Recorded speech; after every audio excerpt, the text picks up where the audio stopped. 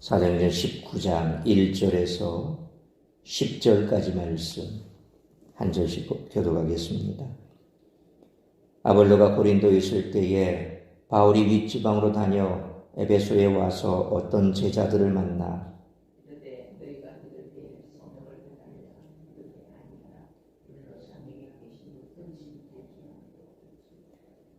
바울이 이르되 그러면 너희가 무슨 세례를 받았느냐? 대답하되 요한의 세례라.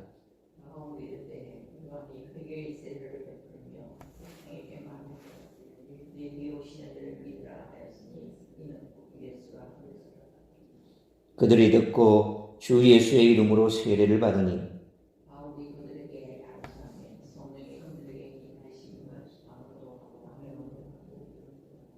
모두 12사람쯤 되니라.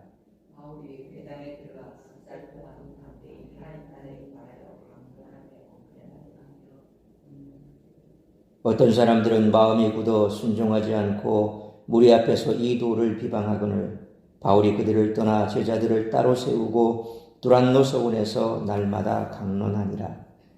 2해 동안 이같이 하니 아시아에 사는 자는 유대인이나 헬라인이나 다 주의 말씀을 듣더라. 아멘. 18장 23절에 얼마 있다가 떠나 갈라디아와 부르기아 땅을 차례로 다니며 모든 제자를 굳건하게 하니라. 얼마 있다가 그 앞의 내용을 살펴보면 바로 시리아 안디옥에 이제 들어갔습니다. 그러니까 2차 전도 여행을 마치고 다시 파송했던 시리아 안디옥 교회에 들어갔죠. 그리고 얼마 있다가 떠나 갈라디아와 부르기아 땅을 차례로 다니며 모든 제자를 굳건하게 하니라 하는 말씀처럼 바울은 다시 여행을 시작합니다. 이것이 바로 바울의 3차 전도 여행입니다. 누가는 바울의 3차 전도 여행 기간에 바울뿐만 아니라 18장 24절로 26절에 등장하는 브릭스길라와 아굴라, 그리고 19장 22절에 등장하는 디모데와 에라스도, 그리고 29절에 등장하는 가이오와 아리스다고 등 다양한 사람들의 활동을 동시 묘사 기법을 사용하여 기록하는 특징을 볼 수 있습니다. 소위 우리가 영화를 보면 오늘 지금 어떤 한 장면이 여기에서 재현이 됩니다. 그리고 그때 그 날짜, 언제, 몇 시에 이렇게 내용이 전개됩니다. 그런데 이제 화면이 바뀌어버립니다. 그러면서 그 시간에 다른 장소에서는 또 어떤 일이 일어났는가, 똑같이 몇 날, 며칠, 몇 시, 그때 여기에서 이런 일이 있었다. 그래서 똑같은 시간에 장소가 다른 곳에서 펼쳐진 사건들, 그런 사건들을 우리는 영화 속에서 이렇게 이 장면을 보고 또 그 시간에 여기에서 이런 일이 있었다. 소위 말하면 심적인 전지전능 작가의 그런 시점에서 그걸 볼 수가 있습니다. 이건 뭐 영화에서나 나오는 기법인데 오늘 바로 누가가 이 19장의 내용을 보면 그런 기법을 사용해서 동시간에 소위 말하면 같은 이 장소는 아니지만 그 시간대에 어떤 일이 이런 곳에서 벌어졌는가라고 하는 것을 얘기를 하고 있습니다. 이와 같은 오늘 본문에서 우리는 주목해야 할 두 가지 사실이 있습니다. 첫째는 부활하신 주님의 경영이라는 것입니다. 주님은 우선 복음을 전할 일꾼, 곧 바울과 아볼로를 투입하십니다. 바울은 아마도 고린도 교회를 염려했을 것입니다. 그래서 서둘러 시리아 안디옥에서 길리기아, 부르기아와 갈라디아에 들러 모든 제자들을 굳건하게 한 후 아시아까지 온 것이죠. 그러니까 육로를 통해서 바울은 1, 2차 전도는 해상을 통해서 그렇게 먼저 지나갔었죠. 근데 이제는 육로를 통해서 이렇게 지나갑니다. 그래서 그들은 바로 시리아 안디옥, 그리고 길리기아, 부르기와 갈라디아를 거쳐서 모든 제자를 굳건하게 하고 아시아까지 오게 됩니다. 그런데 에베소에 도착한 바울은 한 성경교사, 소위 아볼로죠. 한 성경교사가 그리스도의 십자가 복음을 들고 이미 고린도의 아가야로 갔고 그가 싹이 난 곡식에 물을 주기에 충분한 사람이라는 소식을 들었을 것입니다. 우리가 앞서 살펴본 대로 아볼로는 이 구약의 성경에 아주 능통한 사람이었습니다. 그런데 그가 그 역시도 똑같이 세례 요한의 세례밖에 몰랐다라는 거죠. 그래서 누굽니까? 브리스라와 아굴라가 그를 데리고 와서 예수 그리스도에 대해서 좀 더 자세하게 설명을 해 주었죠. 그래서 그의 설명을 듣고 아굴라가 눈을 뜬 겁니다. 그러면서 복음의 온전한 내용을 다 이제 알게 된 거죠. 그리고 이제 거기에 있던 에베소에 있는 사람들의 파송을 받고 소위 그들이 고린도로 그들을 보내도록 하도록 그렇게 했죠. 그래서 그가 바로 아볼로가 복음을 들고 다시 고린도의 아가야로 갔다. 아가야 지역의 고린도로 가게 된 거죠. 그래서 그는 이제 에베소에 집중할 수 있게 된 겁니다. 나가 부활하신 주님은 성령을 에베소 12제자들에게 수여할 시기를 결정하신 겁니다. 이렇게 함으로써 예루살렘과 사마리아와 에베소가 동일한 교회로 인정받았습니다. 소위 말하면 성령이 임한 곳이 된 겁니다. 성령이 온 예루살렘과 유대와 사마리아와 땅끝까지. 그러니까 복음이 들어간 것으로 그친 것이 아니라 성령께서 이제 그렇게 역사하시는 거죠.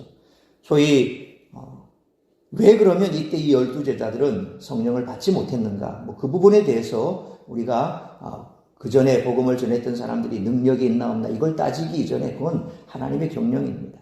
소위 말하면 우리 주님께서 그와 같은 일들을 경영을 하시는 건데 시점이 바로 다시 오늘 바울이 왔을 때 이와 같은 일들을 벌어지게끔 그렇게 역사하신 겁니다. 성령의 역사가 언제 일어나느냐 이건 인간의 판단할 문제가 아니죠. 하나님께서 그렇게 성령을 주기로 작정하신 때에 들어가는 겁니다. 우리가 신앙 성장이 없다가도 어느 순간에 어떤 계기를 통해서 신앙이 확 성장하는 그런 성도들을 보게 됩니다. 그건 바로 그 전까지와 그 이후에 그 시점은 바로 하나님이 정하시는 겁니다.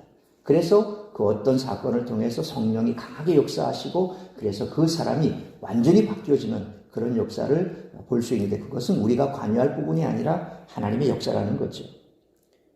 복음이 전진하기 위한 지도를 그리시는 분은 오직 부활하신 예수 그리스도십니다.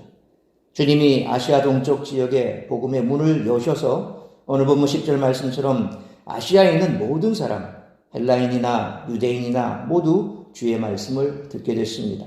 바로 이 주님이 오늘날 교회와 성도들도 이끌어 가시는 줄 믿습니다. 두 번째는 가난 속에 담긴 교회의 영광이라는 것입니다. 에베소 교회는 아마도 바울이 로마 감옥에서 에베소서를 쓸 때까지 브리스길라와 아굴라의 집에서 예배드리고 자신들의 독립 건물 하나 없이 두란노 소원을 임대해 주의 말씀을 들었을 것입니다.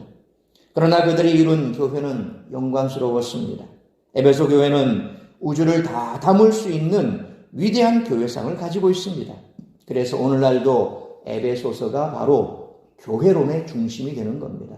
교회가 어떠한 곳이냐라는 것을 알고 싶으면 에베소서를 읽어보면 된다는 거죠. 얼마나 교회가 영광스러운 곳인지, 그리고 교회가 주님께서 어떻게 사랑을 하시는지, 그 교회를 얼마나 사랑하시는지 에베소서를 읽어보면 알 수가 있다는 것입니다.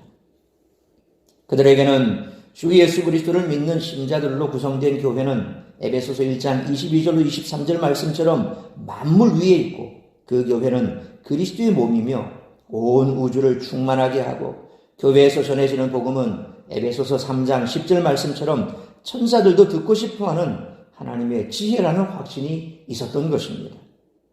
그렇다면 오늘날 교회는 이런 영광을 가지고 있는지 믿는 성도인 우리들은 에베소 성도들이 가졌던 그런 교회에 대한 확신이 있는지 돌아보아야 됩니다. 오늘날 참 성도들은 교회 안에 많이 늘은 것 같지만 그러나 교회를 향한 성도들의 이 마음은 없다라는 거죠. 교회는 그저 내가 골라서 선택할 수 있는 하나의 스토어 정도 상품을 진열해 놓은 그런 상점 정도로 생각을 합니다. 이 교회에서 별로 마음에 안 들면 저 교회로 옮겨가면 되는 거고 또 저 교회에서 마음에 안 들면 저 교회로 옮겨가면 되는 거고 이 교회에서 무슨 문제가 생기면 그래서 그 교회에서 문제가 무엇 때문에 생긴지에 대한 생각 이전에 그냥 그 교회에 대해서 비방하고 다른 교회로 가버리면 되는 거고, 그렇게 해서 참 교회를 어렵게 하는 그런 사람들을 가끔씩 보게 됩니다. 교회는 그런 곳이 아닙니다. 오늘 에베소 성도들이 가졌던 그 교회에 대한 확신과 그리고 그 교회에 대한 생각들을 우리는 다시 한번 돌아볼 필요가 있다는 겁니다. 누가는 바울의 이 마게도냐 지역에는 데살로니가가 있고 베레아가 있습니다. 또 아가야 지역, 그 아가야 지역에는 바로 고린도가 있습니다.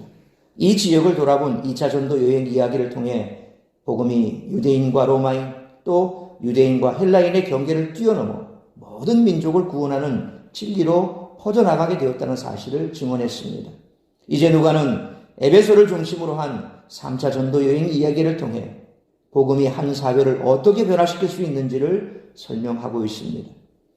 이와 같은 오늘 본문의 말씀을 통해 우리들이 깨달아야 할 것은 첫째로 1절로 7절 말씀처럼 우리 시대의 반성경적인 문화를 복음으로 정복해야 한다는 것입니다. 바울의 3차 전도 여행의 거점은 오늘 본문 1절과 18장 18절로 22절 말씀처럼 바울이 2차 전도 여행을 마칠 때 아굴라와 브리스길라를 머물게 한 아시아의 에베소였습니다. 항구 도시 에베소는 아시아의 교통과 상업의 중심지였으며 아데미 신전이 있던 이교 문화의 중심이었습니다. 그러던 곳인데 그런데 그곳에는 18장 25절의 아볼로처럼 세례 요한과 예수님에 대해 이미 알고 있는 제자들과 18장 20절 말씀처럼 회당에서 변론하는 바울을 무조건 배척하지 않고 오히려 더 머물러 달라고 요청했던 유대인들이 많았습니다. 여기까지가 바울의 2차 전도 여행 당시의 에베소의 모습이라는 거죠. 1절 말씀처럼 에베소에 도착한 바울은 마치 예수님이 유대와 갈릴리에서 사역하셨던 것과 흡사하게 사역을 시작합니다. 예수님이 세례 요한 다음에 오셔서 사역했던 것처럼 2절로 3절 말씀처럼 바울은 요한의 세례만을 알고 있던 사람들을 만납니다. 바울은 그들에게 세례 요한이 전했던 누가복음 3장 16절에 요한이 모든 사람에게 대답하여 이르되 나는 물론 너희에게 세례를 베풀거니와 나보다 능력이 많으신 이가 오시나니 나는 그의 신발끈을 풀기도 감당하지 못하겠노라. 그는 성령과 불로 너희에게 세례를 베푸실 것이요 라는 말씀처럼 성령과 불로 세례를 베푸시는 분이신 예수님을 전하며 예수님의 이름으로 세례를 받게 하고 4절 6절 말씀처럼 그들에게 안수해 성령의 세례를 베풀었던 것입니다. 7절 말씀처럼 누가는 그 사람들의 숫자가 12명쯤 되었다라고 밝히는데 예수님의 제자들을 떠올리게 하는 숫자지요. 이는 예수님이 세례 요한의 제자들을 대상으로 새 시대의 복음을 전하시고 그들을 제자로 삼으셨던 것을 떠올리게 하는 대목입니다. 이처럼 바울은 철저히 성령께 붙들려 있었고 예수님의 행적을 그대로 에베소에서 행하고 있음을 볼 수가 있습니다. 그러므로 에베소의 이교 문화가 예수님처럼 사역을 감당했던 바울의 은혜에 무너졌던 것처럼 우리 시대의 편만한 반성경적인 문화, 소위 말하면 동성애 찬성이라든지 혹은 또 기타 요즘 들어서 계속해서 이렇게 사회를 어지럽히고 있는 여러 가지 물질, 문명 우선적인 그런 문화라든지 이러와 같은 반성경적인 문화에 대해서 우리가 무엇으로 그것을 이겨낼 수가 있겠습니까? 바로 복음밖에 없다는 것입니다. 제대로 말씀을 알고 제대로 말씀을 듣고 그리고 깨달아서 또 그것을 세상 가운데 우리가 널리 알려서 그와 같은 반성경적인 문화를 복음으로 정복하는 일에 귀하게 쓰임받는 우리 모두가 되시기를 축원합니다.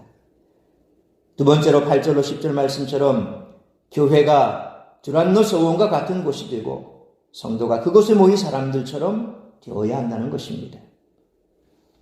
8절 말씀처럼 바울이 회당에서 석 달 동안이나 가르칠 수 있었던 것을 보면 에베소의 유대인들은 베레아 사람들처럼 그의 말을 진지하게 들었던 것 같습니다. 그러나 역시 그 중에서도 비방하는 자가 있었기에 9절 말씀처럼 바울은 회당을 떠나 예수님의 복음을 받아들이는 사람들을 따로 분리해 두란노 소원에서 날마다 강론했습니다.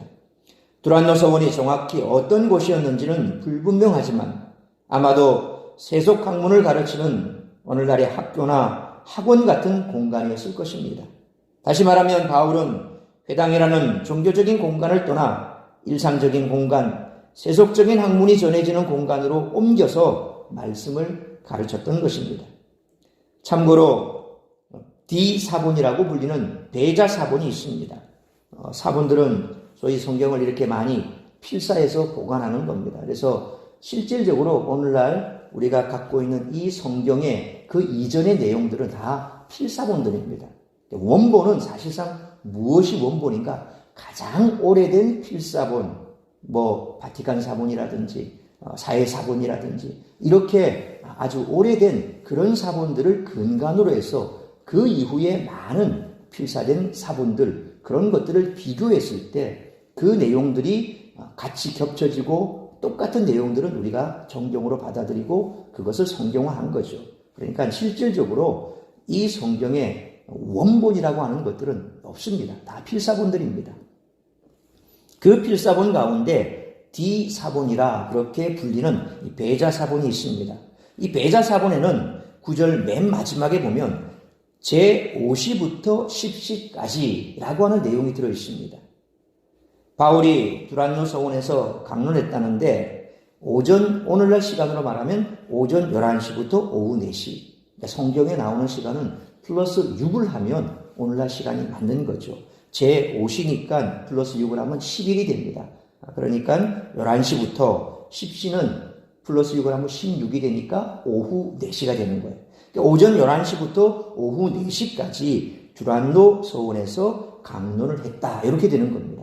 그러니까 오늘날 우리 성경에는 나와 있지 않지만 다른 사본에 보니까 이렇게 시간이 나와 있는 거예요.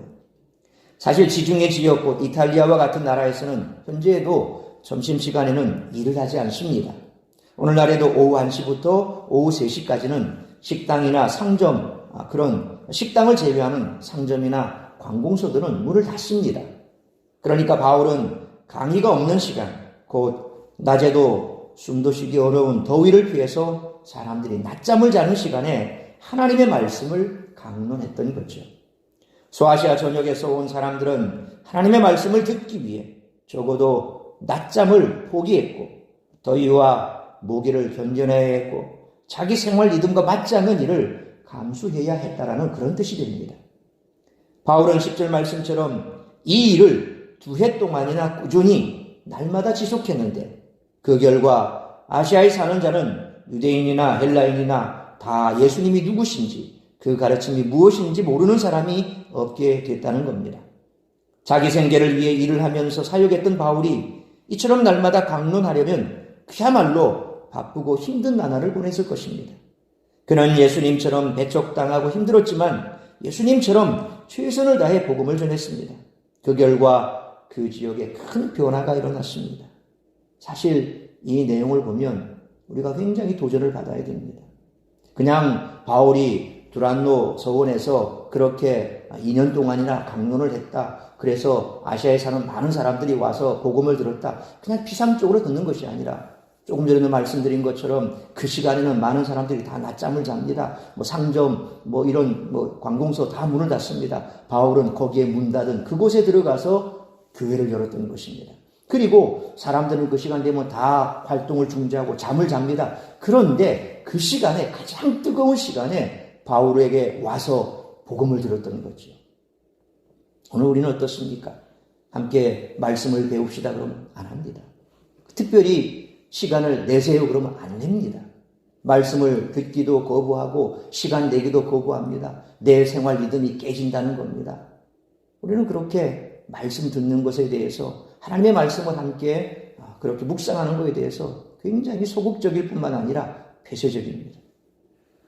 그러므로 우리가 말씀을 배우고 전하는 이유도 예수님처럼 바울처럼 이 세상 사람들 중에 예수님과 진리를 모르는 사람이 아무도 없도록 복음을 전하기 위함을 항상 기억하고 우리의 교회가 두란노 서원과 같은 곳이 되고 성도들은 두란노 서원에 모였던 사람들처럼 말씀을 사모하여 배우기를 힘쓰며 배운 대로 세상 속에서 복음을 전하는 우리 사랑스러운 교회와 성도님들 되시기를 축원합니다. 사랑하는 성도 여러분, 그리스도인의 유일한 삶의 모범은 바로 예수 그리스도십니다. 사도행전에 등장하는 신앙의 선진들은 모두 예수님의 모습을 따라 살았습니다. 바울은 에베소에서 예수님처럼 헌신적으로 사역했습니다. 우리의 궁극적인 소망은 우리를 보는 사람들이 예수님을 떠올리는 것이고 우리가 사는 곳에 예수님의 향기가 나는 것입니다. 그러므로 이와 같은 꿈을 가지고 에베소의 이교 문화가 예수님처럼 사역을 감당했던 바울에 의해서 무너졌던 것처럼 우리 시대에 편만한 반성경적인 문화를 복음으로 정복하는 일에 귀하게 쓰임받는 우리 모두가 되시기를 힘쓸 뿐만 아니라 우리의 교회가 불안노 서원과 같은 곳이 되고 성도들은 불안노 서원에 모였던 사람들처럼 말씀을 사모하여 배우기를 힘쓰며 배운 대로 세상 속에 복음을 전하는 우리 모두가 되시기를 주님의 이름으로 축원합니다. 기도하겠습니다. 거룩하신 하나님, 은혜와 사랑을 감사합니다. 오늘도 말씀으로 이 예배를 새벽을 깨워 새벽 예배를 시작하게 하시니 감사합니다. 오늘 거룩한 주일입니다. 이 새벽 예배를 시작으로 드려지는 모든 예배 위에 우리 하나님 한량없는 은혜를 베푸시고 또 예배에 참여하는 우리 모든 성도들에게 성령의 능력과 권능으로 임하여 주시기 원합니다.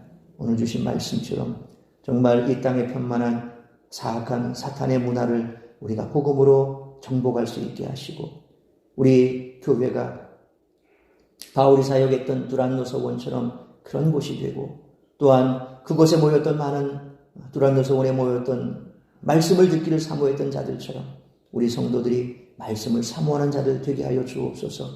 그리함으로 정말 이 땅의 소망은 교회뿐이라고 하는 사실을 우리 스스로가 먼저 체험하고 그리고 세상 가운데 복음을 전하는 데 앞장서는 우리 모든 성도들 될 수 있도록 은혜를 베풀어 주옵소서. 오늘도 우리 성도들이 시험 드는 자리에 머물러 있지 않게 하시고 세상 가운데 머물지 않게 하시고 다 주의 말씀을 듣기 위해 주의 전에 나와서 예배하는 복된 시간 되게 하시며 선포되는 말씀 가운데 오늘도 주의 음성 듣고 돌아가는 복된 시간 되게 하시며 세상 가운데서 그리스도의 향기로 또 빛으로 그리스도의 편지로 살아가는 우리 모든 성도들 될 수 있도록 은총 베풀어 주옵소서. 무엇보다도 우리 성도들이 정말 교회가 어떤 곳인가를 깊이 생각하고 묵상하고 교회에 대한 사랑과 헌신을 우리 주님 앞에 결단하는 복된 시간 될 수 있도록 은총 베풀어 주옵소서. 이 모든 말씀 우리 주 예수 그리스도의 이름으로 기도하옵나이다. 아멘.